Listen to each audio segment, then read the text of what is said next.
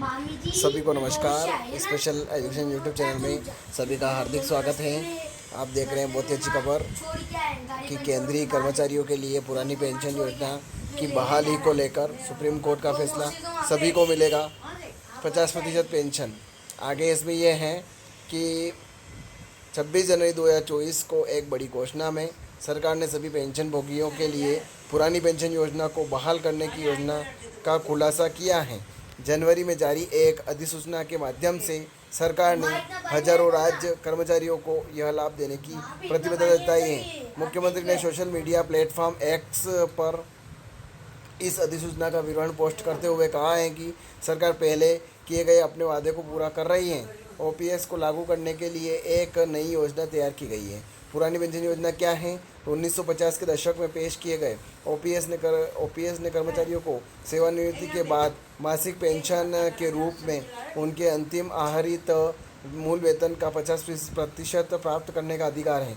पुरानी पेंशन योजना क्या है? 1950 के दशक में पेश किए गए ओपीएस ने कर्मचारियों को सेवानिवृत्ति के बाद मासिक पेंशन के रूप में उनके अंतिम आहरित वेतन का 50% प्राप्त करने का अधिकार है। इसके अतिरिक्त उन्हें पिछले 10 महीने की औसत कमाई या अंतिम कमाई जो भी हो के आधार पर महंगाई भत्ता मिलता था।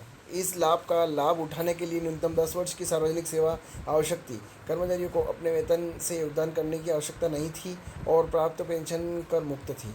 2024 में कर्मचारियों पर प्रभाव। यह घोषणा उन सरकारी कर्मचारियों के लिए राहत है जो ओपीएस की बहाली की मांग कर रहे थे। आगामी वित्तीय वर्ष 2024-25 से सरकार अपने सभी कर्मचारियों के लिए पुरानी पेंशन योजना की मांग को लागू करने की योजना बना रही है। 1 जनवरी 2004 के बाद नई पेंशन योजना में नामांकित केंद्र सरकार के कर्मचारियों को ओपीएस लाभ दिया जा सकता है। एनपीएस के तहत कर्मचारियों के खाते में से एक निश्चित योगदान काटा जाता था और सरकार के समान योगदान के साथ एनपीएस फंड में जमा किया जाता था। सेवानिवृत्ति के बाद पेंशन राशि का भुगतान इसके बाजार रिटर्न के आधार पर इस फंड से किया जाता है था। 2024 में पुरानी पेंशन बहाल करना। जबकि केंद्र सरकार ने 2004 में एनपीएस को मंजूरी दी थी, तब से कर्मचारियों को इसके प्रावधानों के तहत पेंशन मिल रही है। हालांकि ओपीएस अधिक लाभप्रद था क्योंकि पेंशन की गणना एनपीएस की तरह योगदान किए गए फंड से रिटर्न पर निर्भर होने के बजाय सेवानिवृत्ति पर अंतिम आहरित वेतन के आधार पर की जाती थी।